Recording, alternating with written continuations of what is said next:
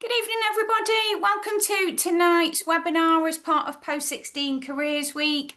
Tonight we're going to be talking all things apprenticeships. So thanks very much for giving up your time this evening to join us. This webinar this evening is for school leavers, so years 10 and 11 students, as well as years 12 and 13 students. So we've combined you all in one evening. We're going to be talking about school leaver apprenticeships through to higher and degree apprenticeships. Basically, tonight gives you the opportunity to ask all of those burning questions that you might not get the opportunity to do so during an open event. So a really good kind of window to speak directly to colleges, training providers, universities and employers to get their top tips and insights about what apprenticeships are all about, how the training works, what the entry requirements and qualification needs are, how to apply, when to apply, and what the key criteria are. Just to give you a bit of housekeeping initially, I'm just going to run through some basic details with you. I'm just going to share my screen for a moment. There we go. So tonight's event takes place as part of Post-16 Careers Week, which is a council delivered event. I will be your host for this evening. My name's Caroline Patton. We're joined by a range of different presenters who I will be introducing shortly. It's all hosted on a website called Stockport Jobs Match. You should have received a letter home at some point. If you're in year 10 and 11, you should have had a letter home from school talking about all of the different resources that are available to you as part of Post-16 Careers Week. So we've got things like a digital college and sixth form prospectus, etc., and a range of different in-school activities happening. If you're in years 12 and 13, you'll have a different set of resources and events provided to you. But regardless, all of the information available to you on the Stockport Jobs Match website is incredibly useful. So we've got tools on there about degree apprenticeships, higher apprenticeships, looking for employment, heading off to university, heading off to college and sixth form, all of the different study pathways from A levels to T levels to BTECs. We've got a range of student planning tools available, whether you need a budget planner for starting work, heading off to university, heading off to college, a range of different pathway planners. We talk about the different levels of qualifications, how they equate to UCAS point, and a whole host of career guides and bite-sized videos from local employers talking about what jobs they do and how they were successful in their careers. So some really useful resources. If you're not familiar with that website, you can scan the QR code on the screen now. In terms of how tonight's going to run, just a bit of safeguarding to begin with. So you'll obviously have noticed that you can't turn on your cameras or microphones at any point. We've obviously pre-selected the format for tonight's event as a Zoom webinar because we're broadcasting to young people in their homes. That doesn't mean, though, that we don't want to hear from you. So you can, at any point, share your questions with us and put those to our expert panelists. So somewhere on the bottom of your screen, whether you're joining on a desktop, laptop, tablet or mobile device, will be a little box that says speech bubble with a question mark in it that says Q&A. So you can drop us your question either with your name or anonymously and put that to our panel. We're going to start with some of the questions that have been pre-submitted, so sent in advance via email, some from schools, some from colleges, some from parents, carers and students themselves. So we're going to start with those to each of our panellists, and having had a look through them, they do cover a lot of the obvious things that you might want to know about tonight, but then we'd like to get onto the specifics. So if you want to know about a particular course or a particular employer or studying a particular apprenticeship standard, please do pop your questions into that Q&A chat box. This is your opportunity to get those answered directly. And if you are struggling to find that Q&A chat box, then you can pop us an email to info@stockport-jobsmatch.co.uk, and I will be keeping an eye on that throughout the course of tonight's webinar as well. So I'm just going to stop that screen share because that's as much as you get in terms of a presentation and slides tonight. We are very much a podcast interview style. So you should be able to see all of our panelists on your screen now. And we're just waiting for one additional presenter to join us, fingers crossed. So I'm going to move around to them first and give them the opportunity to introduce themselves before we come on to some of your questions. So just in the order that they appear on my screen, Danielle, if you'd like to go first. Yeah. Hi everyone. I'm Danielle Horton, so I'm the Vice Principal of Apprenticeships and Adult Skills at Trafford and Stockport College Group. Thank you. Richard? Hello, everybody. I'm Richard Mortimer. I'm Head of Economy, Work and Skills at Stockport Council. My team are responsible for promoting apprenticeships as a vocational pathway, and I have personally completed a degree level apprenticeship, so I'd highly recommend it. Thank you. Sarah? Hi, good evening, everybody. My name's Sarah Bradbury, and I am the HR Learning and Development Manager at Nexperia. So we're a local employer in Stockport that are a manufacturing business. Thank you. Andrew? Hi there, my name's Andrew. I work for Manchester Metropolitan University, what's called a Student Recruitment and Widening Participation Manager there. And my team there helps to promote degree apprenticeships, which I'll tell you more about in a moment. And we also get involved in some projects to support people in their applications for degree apprenticeships as well. Great. Thank you. Hi everyone, I'm Jade Whittle. I'm Learning and Development Partner at Stockport Homes Group, and I support both early careers apprenticeships and developmental apprenticeships for our colleagues. And I'm currently studying a level 5 via an apprenticeship at the moment myself as well. Brilliant. So we've got some true experts on tonight's panel. So I'm going to start with a couple of questions that have come into us pre-submitted, which, as I say, cover some of the basic topics. So I'm going to come to Danielle first to talk a little bit about the structure of apprenticeships and what they're all about. But perhaps it might be a good starting point, if you don't mind, Danielle, to talk us through the different levels of apprenticeship, if you will, from kind of school leaver through to degree apprenticeship and what they all mean and what they're equivalent to, if you don't mind. Yes, of course, not a problem. So you've got level 2 apprenticeships, so they're equivalent to your GCSE level, all the way up to level 7 apprenticeships. Now, there are some reforms, and some of those level 7 apprenticeships will fall off for people that are over 21. But if you're under 21, level 7 is still available for you. So that's all the way up to masters. Level 2 tend to be a year to 18 months in duration, and then as you move up, they tend to be a bit longer, depending on which pathway that you're doing. So your level 3 would be equivalent to your A levels. Your level 4 is the first year of a degree. Level 5 is the second year of a degree. Level 6 is your final year of a degree, and then your level 7 is your masters. As I say, that they're all different durations. So they have apprenticeships now. They've been tweaked in the last few months. The shortest duration can be 8 months. The longest duration, some of the ones that we do, like electrotechnical or plumbing, tend to be 4 years in apprenticeships. Say there's different standards. Some of them may have mandatory qualifications underneath them. Some of them will have integrated degrees. Much like Richard mentioned himself doing a degree apprenticeship and Jade doing the level 5, I'm doing the level 7 at the moment. So that has a diploma underneath that that's supported by the Chartered Management Institution. Some of them don't have qualifications underneath them, and you do a managed work flow underneath that to make sure that you're meeting all your knowledge, skills, and behaviours. But yeah, in short, you can go all the way from level 2 up to level 7, up to that master's level.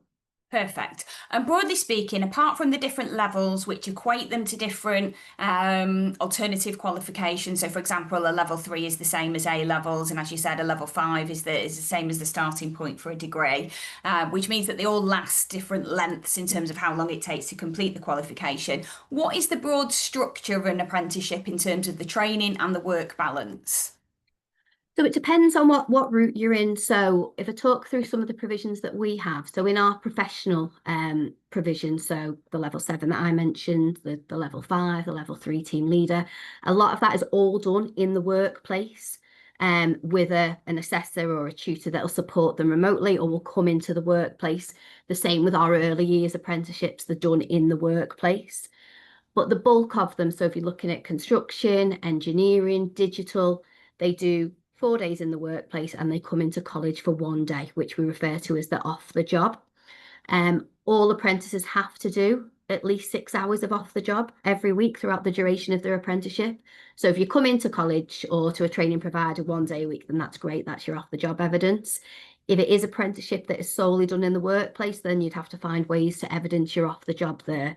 I mentioned some of our professional platforms. So we have to support that, we have an online platform so you can do learning that way. As I say, we have tutors that go into the workplace, there'll be tasks set. But broadly speaking, you would come in to do your off the job in the majority of the areas.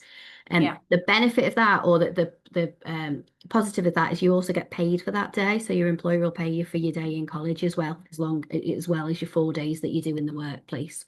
But as I say, if you're full time, you have to do at least 6 hours of off the job, and then the rest is in the workplace. Perfect. So good rule of thumb, whatever the level of apprenticeship, 4 days a week is your work time with your employer, and 1 day a week is training. But sometimes that's in a college setting or a training provider setting or university setting, which we'll come on to. And sometimes that's provided within the workplace itself. And how are apprenticeships assessed? So you have to do something called an endpoint assessment at the end of your apprenticeship. So you have each apprenticeship standard that you do, and you can have a look online and see all this, have a series of knowledge, skills and behaviours that sit under every single one of them. And as I said, some of them will have mandatory diplomas that sit underneath them that help support the evidence of the knowledge. Some of them don't. And we help with the evidence of that to make sure that you've met all the knowledge. Your skills, a lot of that you'll do in the workplace, and then your behaviours will be workplace and within college setting. Once we're comfortable that you've either met the mandatory component of the diploma and you've met all the knowledge, skills and behaviours, we will then submit you to Gateway. If you are 16 to 18, there is a requirement as well that you have either GCSE, Maths and English at grade 4 or above, or level 2 functional skills. If you're over 19, it's recently been reformed, so you don't need that, although it may be an entry requirement for your course, or it may be that your employer wants you to have that, or you're going to need those skills. But if you're 16 to 18, you can study it alongside your apprenticeship if you don't get it at school, but you need your English and Maths. That's part of the Gateway submission. So once we've got all that evidence that you've met all those knowledge, skills and behaviours, any mandatory qualification that you may sit underneath, any English and Maths that you need, so we submit that to Gateway, and then we have endpoint assessment organisations, and they send independent assessors to come and assess you. Now, depending on which apprenticeship you're doing, that can look very different. So if you're doing a practical apprenticeship, you may have to do an online knowledge test. Then you may have a 1, 2, 3 day practical assessment where you're observed working on, a piece, or, if you're plumbing in a bathroom, or you're a joiner, you get set a piece that you have to do and you observe doing that. In other areas, you'll have a portfolio of evidence that you've gathered over the duration of your apprenticeship, and you'll have then a professional discussion with that endpoint assessor who'll talk you through, well, how do you think you've met, this knowledge, skill and behaviour? What is your evidence showing us? And you have to talk through that with them. So they can take, so some apprenticeships might test all 3. So you might have a knowledge test, you might have an observation, you might have a professional discussion. For the one I'm doing, for example, you have to do a project. So you have to submit a project plan. And then during your Gateway period, your endpoint assessment period, you've got 5 months to try and implement that project. And then depending on the level, or depending on which standard it is, then you can be graded. Some of them are just pass and fail, but some of them you can get a distinction, you can get a merit or a pass. And that's the process. As I say, it's predominantly done external. A small number of apprenticeship standards have the endpoint assessment integrated into it. So, for example, electrotechnical, which is our biggest apprenticeship cohort that we do at the college, the last part of the diploma is actually your endpoint assessment. It's something called your AM2. Some of them, like plumbing, you have to do your ACS, which is like your license to practice, before then you can go and sit your endpoint assessment. But you do see, we can provide guidance, but if you go on the government website and look at which apprenticeship standard you want to do, it has the assessment plans, and it tells you exactly what you need to do to get to Gateway, and then what method. So will it be a professional discussion? Will it be a portfolio? Will it be a test? Will it be an observation? Will it be a mixture of 2 or 3 of them? Sure, that makes sense. And just to touch on those entry requirements, first of all, talking about school leavers, because I'm going to ask Andrew about the entry requirements at degree level apprenticeship, and obviously the employers for theirs separately. But looking at predominantly school leaver type apprenticeships, so level 2, level 3 apprenticeships, you mentioned about the GCSE side of things. What happens if someone hasn't quite achieved those grades and they've applied for apprenticeship course? Is there support to get their functional skills or to resit those GCSEs? How does that work? There definitely is. So I think some of it around the entry requirements, we have a baseline for certain standards. So you'll have ones with a lot of maths, and like your electrotechnical at your level 3, we do ask that you've got your GCSE in maths or your functional skill in maths, but we can support you to do your English alongside. Some of them we can support you to do both. Some of it is around because we support the employer by doing the off-the-job training, but some of it will be the employer advertises the job and they may ask that you've got your maths and English. If you don't have them and you don't quite get on an apprenticeship at that point, obviously we at the college we have 6,000 16 to 18-year-olds that do full-time courses. So we also do like a pre-apprenticeship program where you can come in, do some full-time learning, get your English and maths, and then we can help direct you onto apprenticeship that way. So there is always an avenue to get you there if it maybe you go on straight away, or you can come and do a few months of training before and then move on to the apprenticeship. Great. And just a final question before we move on to someone else, although I know that we will come back to you. How many apprenticeships are available through Stockport College, and what different kinds of apprenticeship standard or course are there? And are they released at any particular time of the year? Because I know some people have been saying that they've looked on the website, they can't find the one that they're looking for example. So could you just give us a bit of an insight on that? Of course. So at the college, we say have about 1,000 apprentices, and we run about 40 standards. So your apprenticeship standards we run in your trade areas, so plastering, brick, joinery, we do plumbing, we do gas, we do electrotechnical, we do hair, we do hospitality. I'm going through them all now, forgive me. We do early years, we do adult care, we do team leader, we do business and professional, we do digital, we do engineering. So there's a number of different engineering standards that we do as well. Now we advertise a small number on behalf of employers. So on our website, you'll probably see about 5 or 6 live vacancies at the moment. My advice to anybody looking for apprenticeship is you go on the government website and you search for an apprenticeship in an area that you are interested in. You then put in your parameters of how far you're willing to travel, and then it'll come up with a list of employers then that have got apprenticeship vacancies. The employers determine who they're going to go to in terms of the training provider. So you would look at that, and then it may be that it's Trafford and Stockport College Group, it may be that it's somewhere else, and you apply for the job like you would. As I say, we do advertise some for employers, but the predominantly they come through the government website, and then the employers contact us to say, we've got an apprenticeship, we've got an apprentice, can we have them? We do have a lot of our full-time learners where we're in with employers. We will then start to give CVs, as they're coming towards the end of maybe their first year of study. And employers do look to recruit some of our internal students that we know that we've had before. Okay, that makes sense. So they're not listed on your website as courses. It's best to look through the apprenticeships.gov website. I think that's an important point to make, isn't it? Apprenticeships are like jobs rather than like courses. So they don't have a set start date. And I know that that's a really worrying thing sometimes, particularly for school leavers, when you can see all of your friends have got their college place ready to start in September. And we were talking about this last night on the vocational and technical qualifications webinar that we did, that some people were saying, is it perhaps wise when you're a school leaver and you're applying for an apprenticeship to maybe apply for a college course as well, just in case you can't find the apprenticeship that you're looking for? And would it be acceptable if you then did find an apprenticeship to finish your college course and to start the apprenticeship? And the answer to that was yes. It can feel nice to have that safety net of a course to start just in case that apprenticeship doesn't come around. But yeah, exactly, really good advice. Look on that apprenticeships.gov.uk website to find a list of apprenticeships that are available, because they're driven by employers, because it's a vacancy that they offer within their team. And then the training almost comes secondary to that, doesn't it? I'm just going to move us on to Matthew at the Growth Company. Thank you so much for persevering. I know you've had difficulties joining tonight, but I just wanted to come to you a little bit about that apprenticeship application process now, if that's all right. So we've talked a little bit, you've obviously missed it, so I'm just catching you up. We've talked a little bit about apprenticeship standards, and you just heard me mention about how they're, a job rather than a training course, so a little bit different in terms of their application process. When you're starting to apply for apprenticeships, whether it be direct with a training provider or through that apprenticeships.gov.uk website, what typically do you need to put into an application form? Obviously, I'm presuming that you're going to need to have a CV, but what other information will employers and training providers be looking for? Yeah, I mean, if someone was applying through the government website, depending on who is affiliated to it, that individual college or provider may require certain information.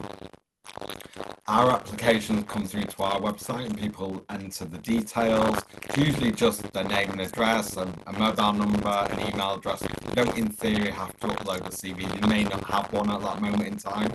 So Matthew, I'm just going to interrupt you. We're getting quite a lot of feedback from your speakers. I don't know whether you want to try unmuting then remuting. It might be your connection, but we're just getting a lot of sound issues. Is that any better? That's perfect. Right, okay, sorry. So when obviously someone applies, we will get their information. They may upload a CV, they may not do. So we would speak with them, find out a little bit more about them. Obviously, if they have got a CV, we'd ask them to send that through to us. We'd then have a look over it, give them any guidance or advice on maybe what to include and what to include, etc. But generally speaking, we would submit their CV or a cover letter over to an employer. And obviously, from that point of view, they would then, hopefully want to engage with that candidate and invite them in for an interview. Could be a telephone interview to begin with, could be in person, could be over Zoom or, another sort of Teams platform. So it can vary depending on, how the employer wants to take that forward. Great. And we talked a little bit, forgive me, I didn't allow you to introduce yourself when you joined us. Matthew's from the Growth Company. We talked to Danielle initially at Stockport College and she outlined a little bit about the types of apprenticeship standard that they offer. What do the Growth Company offer? What different types of apprenticeships are available through yourselves? Yeah, so generally it's either a level 2 or a level 3. Level 2s tend to be a bit more from the construction side or automotive, so like joinery, electrical, plumbing, general automotive mechanic sort of work. So that could be a level 2. Then there may be a level 3 vacancy in a similar type of field as well. The more professional side, which would be like business administration, marketing, HR, accounts, generally tend to be level 3s. There are accounts level 2s as well. So they can vary. And again, someone from leaving school could go straight onto a level 3 if it's like business administration or marketing. Accounts is a little bit more restricted in the sense that if you don't already have a level 2, then you can't jump onto a level 3. Similar to the construction ones, you would be starting on the level 2 with those and then progressing onto a level 3. Great. And for yourselves, do you provide the training in the workplace, so on site with the employer, or do the students come to you at the Stockport GC Education and Skills Centre? Again, it varies depending on the qualification or the apprenticeship that someone would be doing. So again, if it's a more construction-based one, that's like a hands-on coming into us sort of one day each week. So they'd come to our training academy at Trafford Park.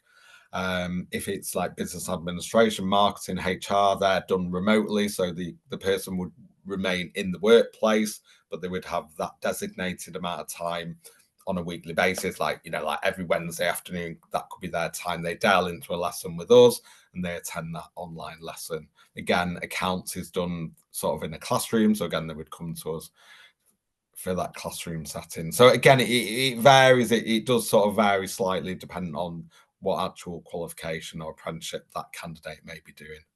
Great. And we've had quite a lot of questions about the competitiveness of apprenticeships and their availability in particular standards, etc. Danielle mentioned that they've got 1,000 apprentices currently at Stockport College. What about yourself? How many places do you typically have on an annual basis? I suppose it's difficult to say in one respect because we are at the mercy of the vacancies that are available. So again, from an employer's point of view, they can choose who they want to use as the provider. I suppose on a weekly, monthly basis, we may have between 40, 60 and 80 vacancies at any one time that someone could be applying to. I suppose the only other thing is, depending on what somebody might want to do, there may be more of them than there might be of something else. So, things like business administration, childcare, Automotive construction tends to be more of those. There might not be as many marketing or HR ones. So if somebody wants one of those or wants to try and get one, then yes, it could be more competitive because there might only be one place, but a lot of people trying to get that one vacancy where, again, if it was business administration, we might have 4 or 5 at any one time. So that person that we initially engage with, we could be talking about one specific vacancy, but then sort of saying, well, actually, we've got these 3 other ones. You may not have seen them as yet, but they're in the same area. They're similar to what you've applied to. So, we would advise them or say, we'll send you out, send your information to those people as well. But Brilliant. yes, it is quite competitive. And I suppose from the employer's point of view, all the employers are slightly different. Some people are quite flexible with what they want. Another one might be ultra pernickety, they want really someone very specific, and that's always sometimes quite hard to find that exact person what they want. But yeah, good point. Even when the apprenticeship becomes available, you've still got to interview it for it and be successful in it. So we'll cover that off with our employers. Thank you very much, Matthew. A lot of questions coming in via email as well. So I'm trying to juggle all the screens. Andrew, I'm going to come on to you if that's okay. Could you talk us a little bit through what kind of degree apprenticeships are offered at Manchester Met and what the application process for that looks like? Yeah, sure. That's no problem at all. So in terms of the subjects that we offer, we do have quite a good range at the moment. So we offer perhaps the one with the most roles in is digital and technology solutions. Now that can be working in a number of different fields. So that's software engineering, or perhaps it's like an IT consultant, data analyst, cybersecurity analyst, just as a few examples. We also have degree apprenticeships to become a chartered manager. We also have degree apprenticeships in what's called digital user experience, which is all about how people interact with apps and websites and how they can optimize those to make them better for the user. We also do some in digital marketing, creative digital design, and also laboratory science as well. So they're the main sort of 6 that we have at the moment that school and college leavers can apply for. In terms of the application process, so with that, you would typically apply directly to the employers. To find those jobs, you can go to our website, for example. You can go to Manchester Met's website and go to the Degree Apprenticeships webpage. Jobs are advertised on there. You can also register your interest for job alerts as well on there. That's another thing that you can do. So whenever you can say what sort of area you're interested in, and it, whenever something comes up, that'll be sent over to you. As well as that, you can use websites such as regular job websites like Indeed and things like that. But I think the government apprenticeships webpage is a good place to start with that as well.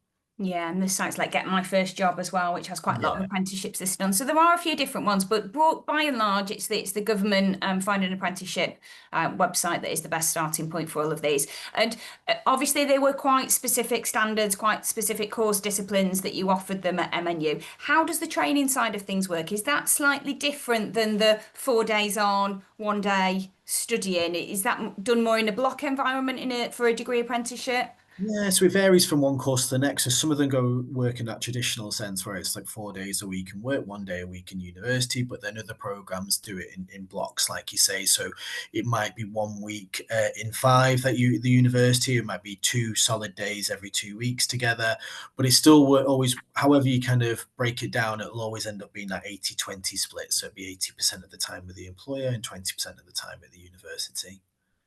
Okay, that makes sense. And are the obviously Danielle mentioned it a little bit at the start from her own personal experience, but are the assessments pretty much the same for a degree apprenticeship, just at greater depth and have that coursework element, or how does that work?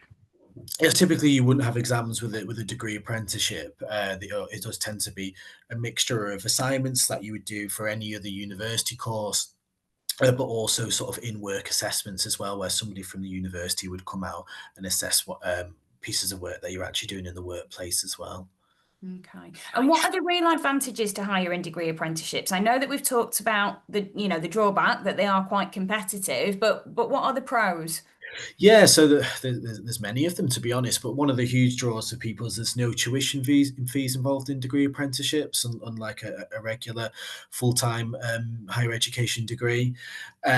Also, in terms of career progression, our degree apprentices tend to move on quite quickly in their careers. Following doing their degree apprenticeship, they're able to achieve promotions and gain new skills and gain salary increases and things like that quite quickly after finishing their degree apprenticeship. It's kind of putting you ahead of competition in some ways, because when you, for example, if you were to leave college at 18, go straight into a degree apprenticeship, by the time that you're 22, you would not only have a degree like many of your peers, but you'd also have 4 years of work experience at the same time. So those are some of the key things really that draw people into degree apprenticeships. Okay. As a university student still, technically, do you get all of the same kind of benefits of being a student and being part of that university life? Yeah, it kind of works. There's two sort of sides to it, really. So academically, you have access to all the same things that a full-time student would have. So you're able to you have like a personal tutor, for example, you can always go to if you've got any issues. You can use the students' union. We have like academic services that you can go to if you want help with doing your assignments. So you might need help with referencing, or perhaps just things like spelling and grammar and structuring your essays and things like that. So you have access to that whole support network that full-time students do. However, I guess from a social point of view, if you like, it's not quite the same as going to university. You wouldn't typically stay in halls. Normally people would stay at home, which is for good reason, really. You wouldn't really want to be staying in university halls if you're working 4 days a week, while everybody else is kind of, doing 12 to 16 hours a week at university and having late starts and things like that. Your kind of like week would look quite different to a full-time student. So you would typically stay at home. And for that reason as well, sadly, you don't really have that time in the day to get involved in things like sports teams and societies and things like that. It's not that you're excluded from those things. It's just typically you wouldn't have time for them because they happen during the daytime. However, that isn't to say that our degree apprentices don't form a network between them, either both a professional network but also a social network as well, where people socialize with other degree apprentices outside of the classroom and outside of the workplace.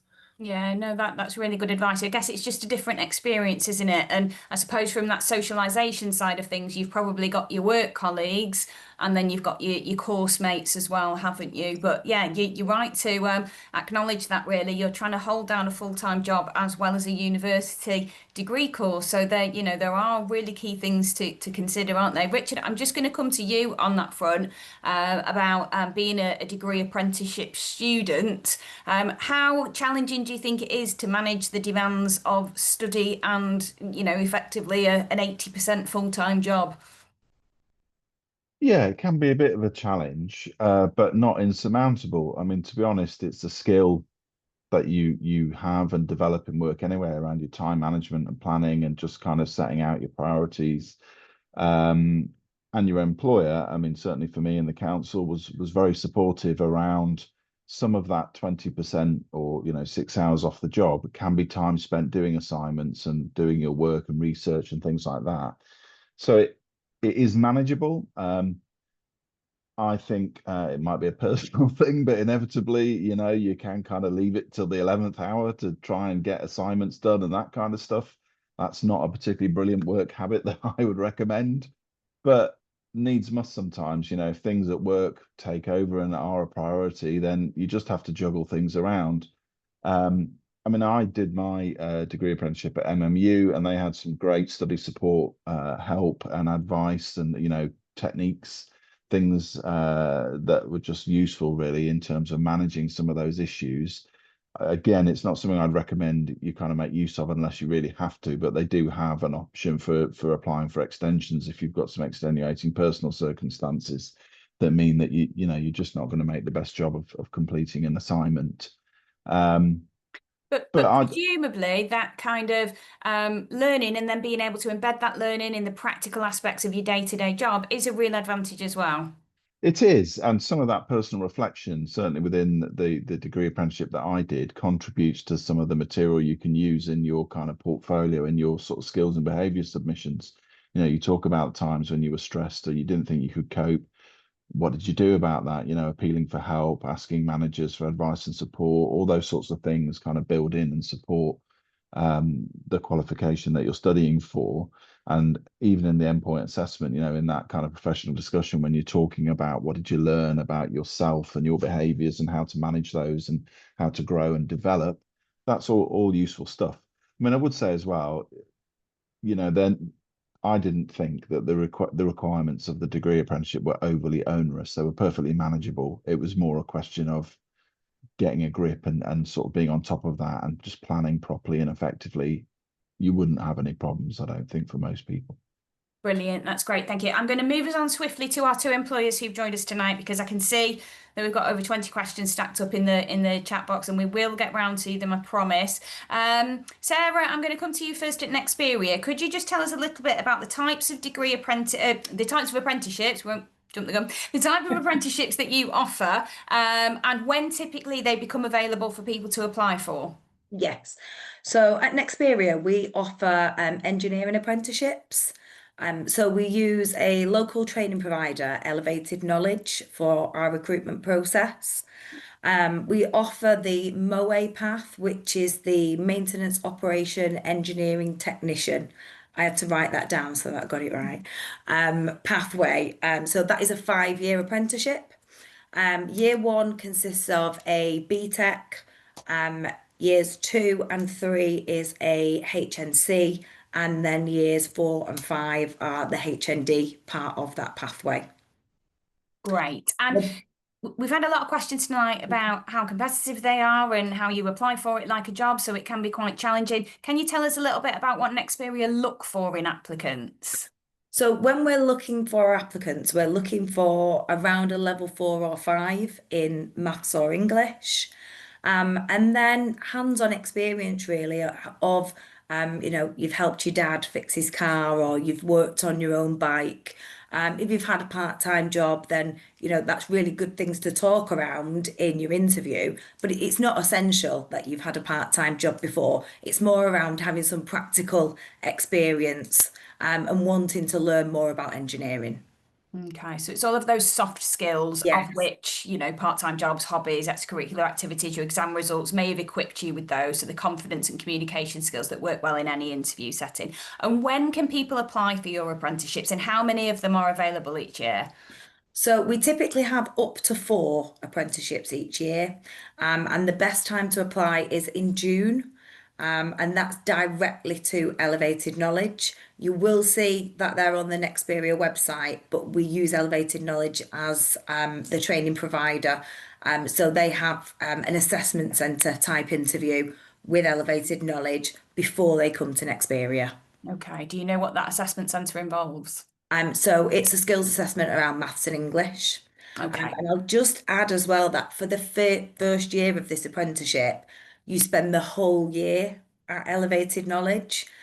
So paid by Nexperia as an employee, but a full-time BTEC. So 5 days a week at Elevated Knowledge. And then when you start the HNC and HND parts of the pathway, it's 1 day at college and 4 days at work. Okay. And what are the advantages for apprentices joining Nexperia? So we found that this MOE pathway has been running for over 20 years at Nexperia, and we found it really successful, that people get to stay with the learning provider for the first year. They get to know their peers that they're going to work with, and that they're learning the basic hand tools, etc., before they come on site.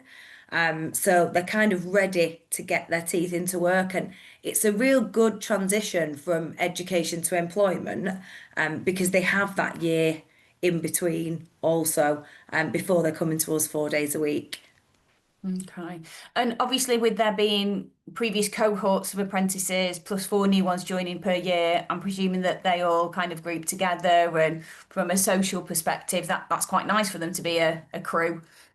Yeah, definitely. So there's lots of kind of social activities that happen at Nexperia, badminton team, football team, etc. And we find that, it becomes quite competitive when we have our annual football competition with all these apprentices. Brilliant, thank you. Jade, I'm going to come on to you quickly. Can you tell us a little bit about apprenticeships at Stockport Homes? Yes, of course. So we offer quite a number of apprenticeships here, covering quite a wide range of different topics. So for example, this year we've recruited 10 new apprentices over the summer, which covered like accounts and finance, plastering, carpentry and joinery, customer services, housing and property management, community health and wellbeing. So we try and spread it across the entirety of our group. So we're made up of 4 different companies that offer a lot of different support to people in Stockport. So that's just a number of the ones that we've recruited this year, but we've got about 40 apprentices internally, and we have just agreed a number of developmental. So we're going to, in the next sort of 6 to 9 months, have around 50 to 55 apprentices across the entire workforce. And we do a similar sort of cohort approach where we bring people in together. So we recruit together, so that even though you're doing completely different apprenticeships, you've got the support from each other and you can learn, you know, what's going well for you. Can you help me with this module in my apprenticeship? So we do like launch events and fun activities sort of throughout to bring people together too.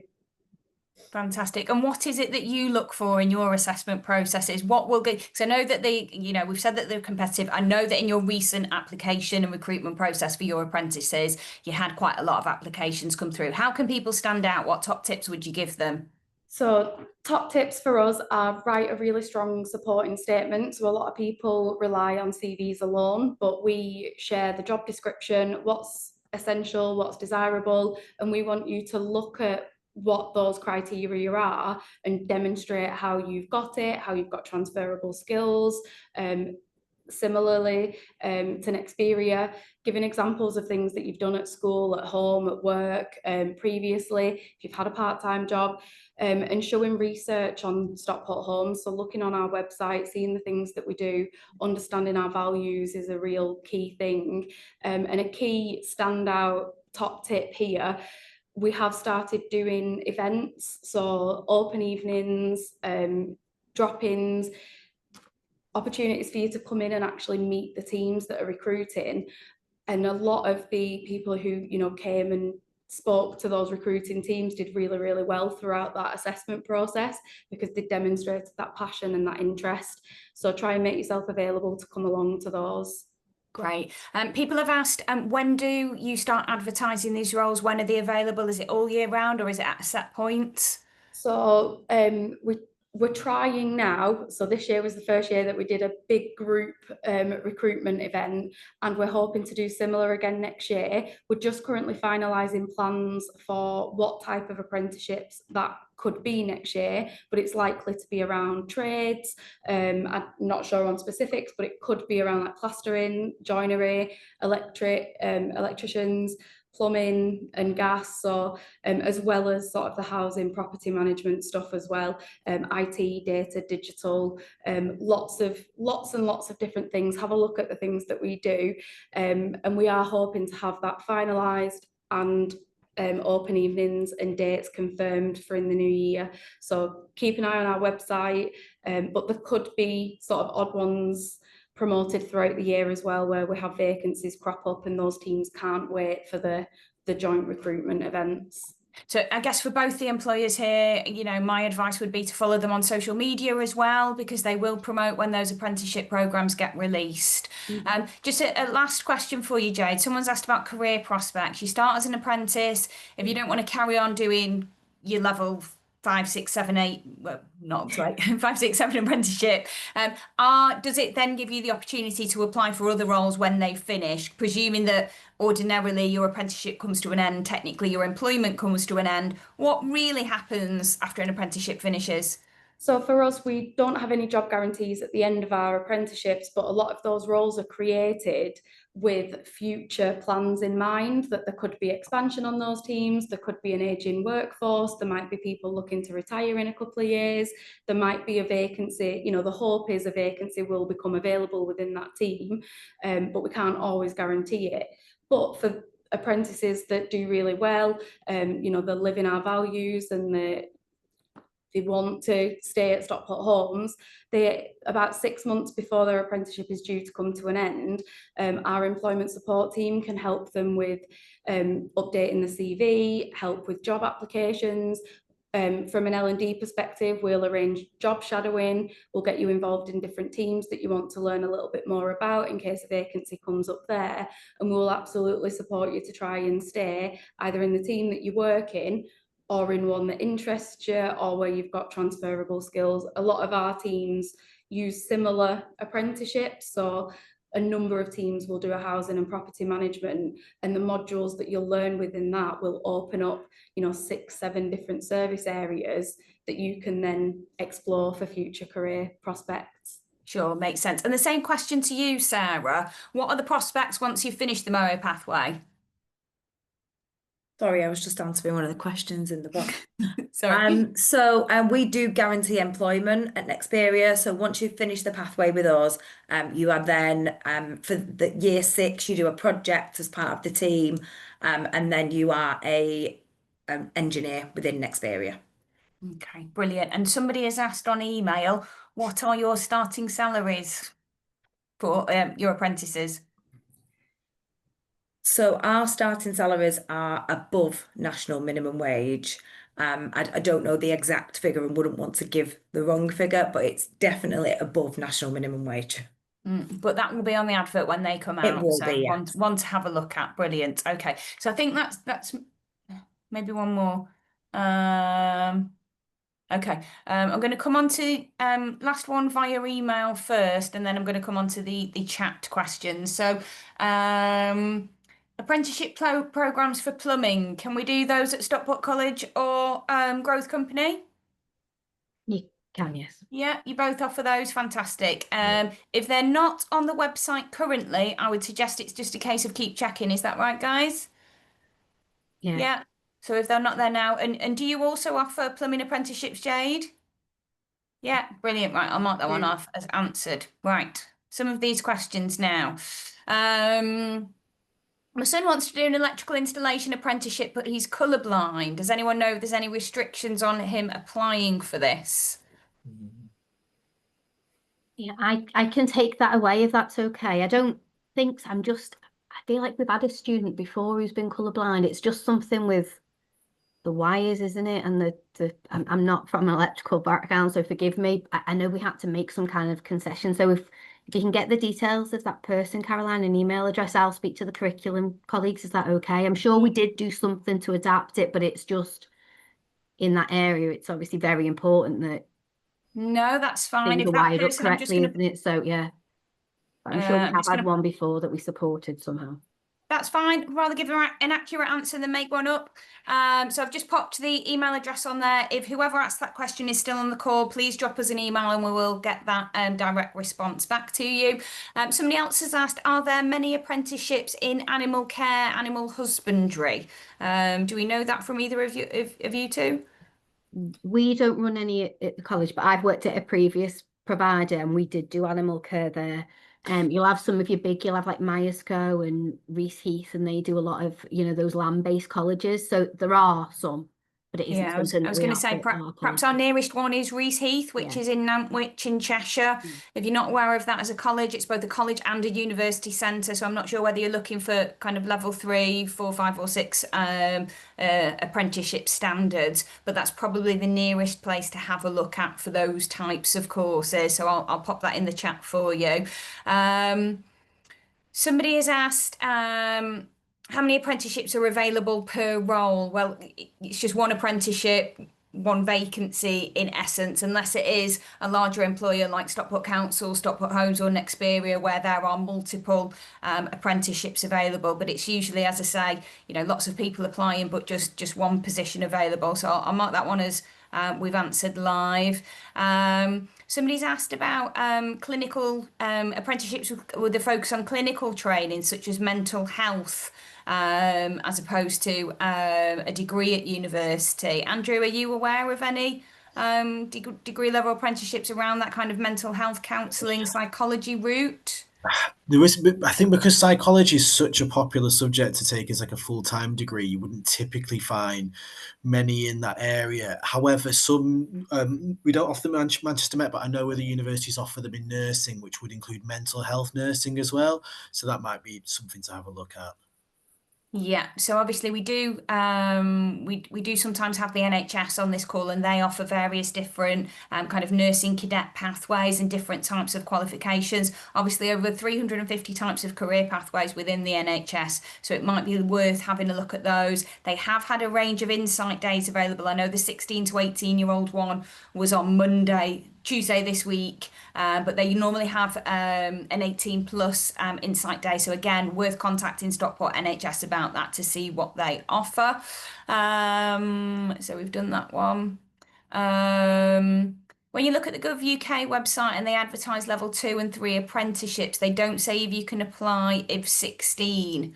Are all of these or most of these suitable for 16-year-olds, or do you have to be 18 plus? Matthew, do you want to take that one for us?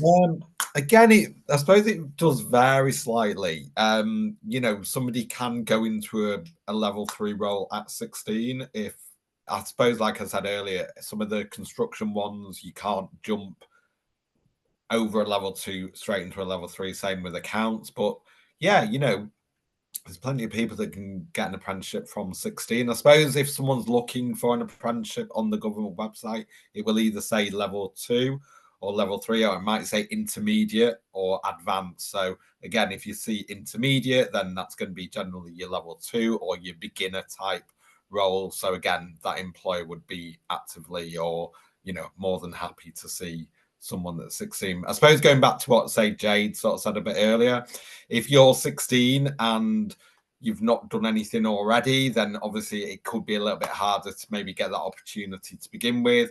If you've got an opportunity to have a Saturday job or a job over the holidays or do any volunteering work, anything in theory that can, elevate you that little bit higher. Of course, qualifications are really important, and employers do want somebody that hopefully has already passed the GCSEs or whatever, but it's not always a deal breaker. People can do functional skills alongside the apprenticeship, but if somebody has got some work experience in some capacity, then an employer will really jump on that.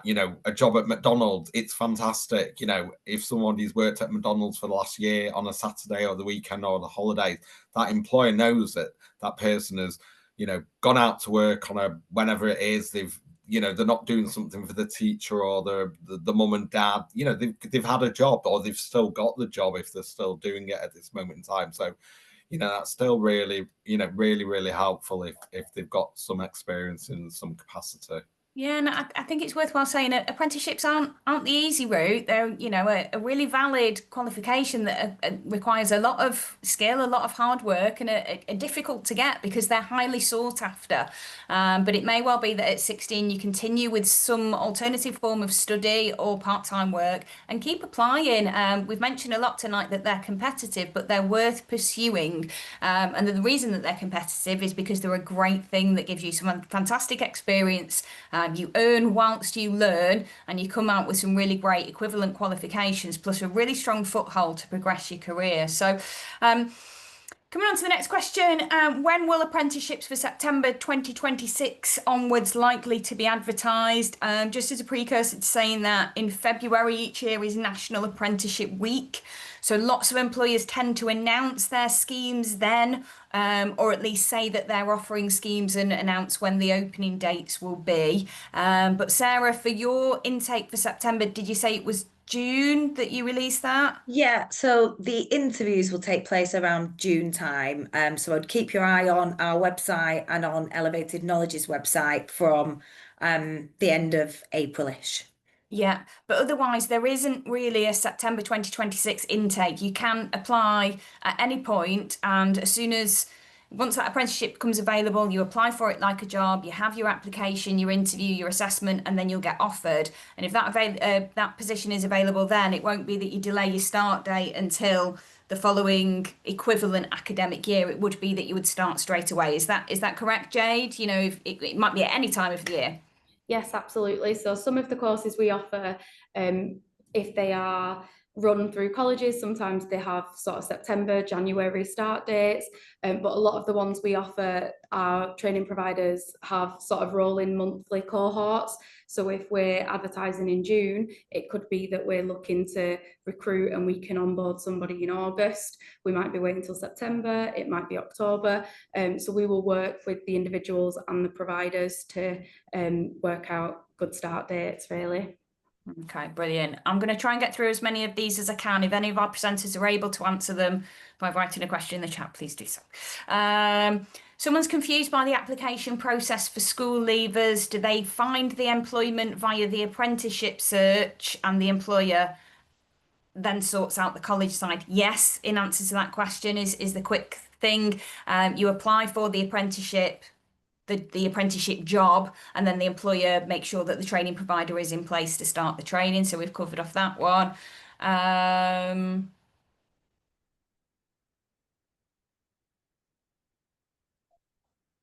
Lots of business admin opportunities for 16-year-olds. They pay well. Are these just for 18-year-olds only? I think we've answered that one, but Danielle, you mentioned that you offer business admin apprenticeships. You can apply for those at 16, can you, for level 2 or level 3? You can, yes. I mean, I think it depends on the individual employer needs. So maybe not so much the business admin one, but just thinking before someone asked about construction, some of them may ask that you've got a car or you can travel to site. So, so there are some things that maybe preclude 16-year-olds, but we have business admin apprentices that are 16 that are straight from school. So yeah, it does just depend on the individual employers and what they're looking for. But normally they should give a bit more detail, I think, in the advert if they're looking for people over a certain age.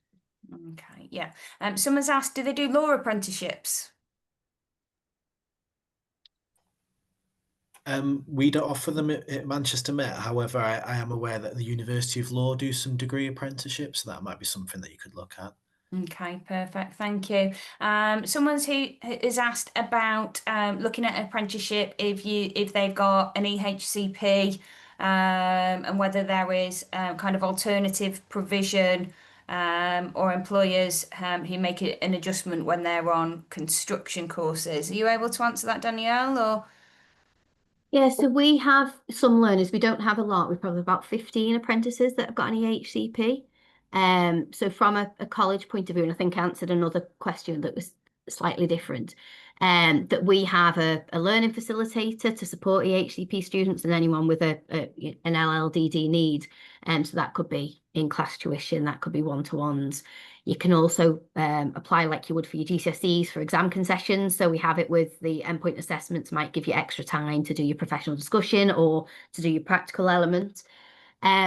I think, again, some of it is around the employers, and one of the things that we need to do a bit more of, and we're starting to do, is supporting those employers to support students with the HCPs in the workplace, because it just depends on, I think, what's in the HCP and how much support that they have.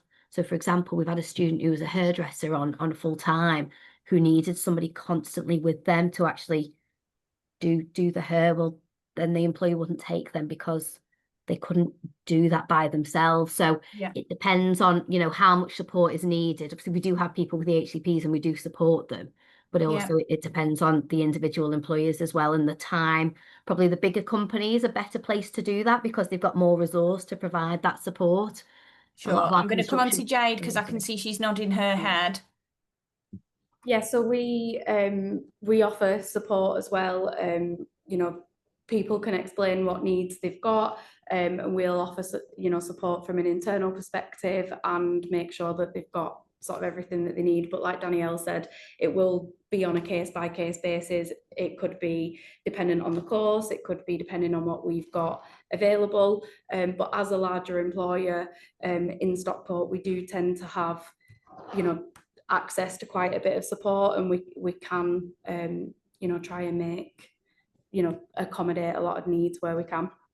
Yeah, and I suppose it's worth mentioning as well that we are having a lunchtime webinar tomorrow, 12:30 to 1:30. All the details are on the website, that talks a little bit about options for students with an EHCP, SEND or additional support needs. And we also talk there about supported internships, which may be, depending on the needs of your young person, something to have a look at. Are there any sports therapist degree apprenticeships? Do we know, Andrew? Typically, no, it's not something you're likely to find. Again, because things like physiotherapy are so popular for the full-time degree route, you wouldn't tend to find them in degree apprenticeships, unfortunately. There are some in some of the healthcare professions, but that I've mentioned before, like nursing and social work, things like that, but not that I know of, unfortunately. Great stuff. What about foreign languages? Again, one of those things where because it's for degree apprenticeships, I'm sure for regular apprenticeships as well, they tend to pop up in places where there are skill shortages.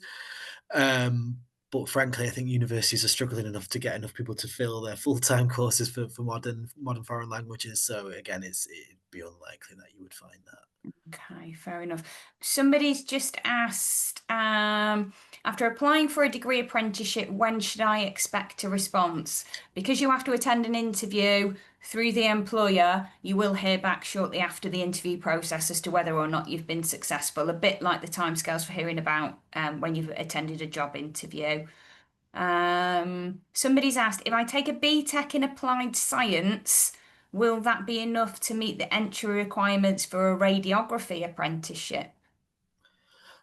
That's very specific, so I'm not too sure for a radiography apprenticeship, but typically degree apprenticeships ask for around 104 to 112 UCAS points, so that kind of like applied science extended diploma would be fine. But have a look at universities that do offer radiography. We don't do it, but I feel like I might be wrong, but Salford might do that one. So have a look on their website and see if they've got that on there. Okay, I'm conscious of time, but we've got the last few questions, so I'm just going to cover them off. What happens if you haven't found an apprenticeship as soon as you leave school, Danielle? Do they have to go to another form of education in the meantime, or can they just keep looking?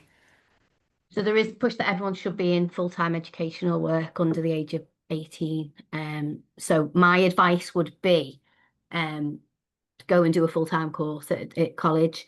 Obviously, if you've got your English and maths, then that's great. But you could start. So, for example, if you did want to go into plumbing or electrical or hair or hospitality, sign up for the full-time course, like you said before, Caroline. Now, you do work experience alongside that. It then gives you an opportunity to go and be with an employer.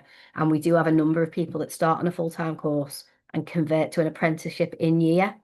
But that would be my advice, come into college or a training provider and do a full-time course, still look, get the work experience. We have so many employees that come into college, and we put CVs out to employers of students that we work with. So yeah, that would be my advice to keep your options open and do both. Okay, perfect. I'm going to hold off on any question that came in after 8 o'clock, I'm afraid. If you want to drop us an email to info@stockport-jobsmatch.co.uk, we will try and get a response to you.